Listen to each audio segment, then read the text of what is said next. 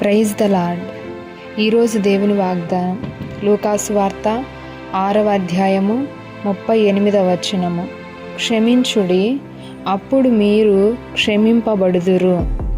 ఈరోజు పరిశుద్ధాత్మ దేవుడు ఈ నూతన సంవత్సరంలో మనతో మాట్లాడుతున్నటువంటి మాటలేమనగా, మన పాపములు క్షమించబడాలంటే మనము దేవుని ఎదుట చేసినటువంటి ప్రతి అపరాధము కూడా క్షమించబడాలి అని అంటే మొదట మనము ఇతరులను క్షమించే మనసు కలిగి ఉండాలి. ఈ క్షమాపణలోనే ఎన్నో ఆశీర్వాదాలు దాగి ఉన్నవి. అనేకులు క్షమాపణను గురించి తెలియక, క్షమించలేక వారి ఆశీర్వాదాలను కోల్పోతున్నారు. ఎందుకనంటే ఎదుటివారిని దేని కొరకు క్షమించాలంటే నీవు ఆశీర్వదించబడుట నిమిత్తము నీ కొరకు నువ్వే వారిని క్షమించాలి.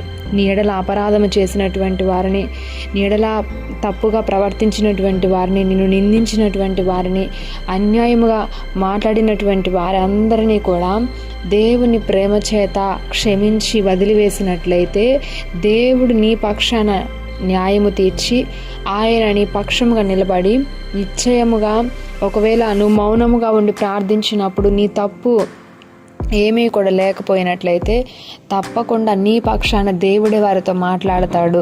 అప్పుడు నీవు నీతిమంతుడిగా తీర్చబడతావు దేవుని దృష్టిలో. కాబట్టి ఈరోజు క్షమాపణలో గొప్ప ఆశీర్వాదాలు దాగి ఉన్నవి. కాబట్టి అనేకులు ఈ ఆశీర్వాదాన్ని తెలుసుకోకుండా, క్షమించలేకుండా పగను, ప్రతీకారాన్ని, కోపాన్ని, ఈర్ష్య, ద్వేషాలు మనసులో పెట్టుకొని వారి ఆశీర్వాదాన్ని వారే కోల్పోతున్నారు. కాబట్టి ఈరోజు మనం గనక ఇతరులను దేవుని ప్రేమను బట్టి దేవుని చేతికి అప్పగించి క్షమించి వదిలిపెట్టినట్లయితే తప్పకుండా ఆ క్షమాపణలో దాగినటువంటి పరలోకపు యొక్క ఆశీర్వాదాలను ఈ దినము మనందరము యేసు నామములో పొందుకొందుము గాక. ఆమేన్.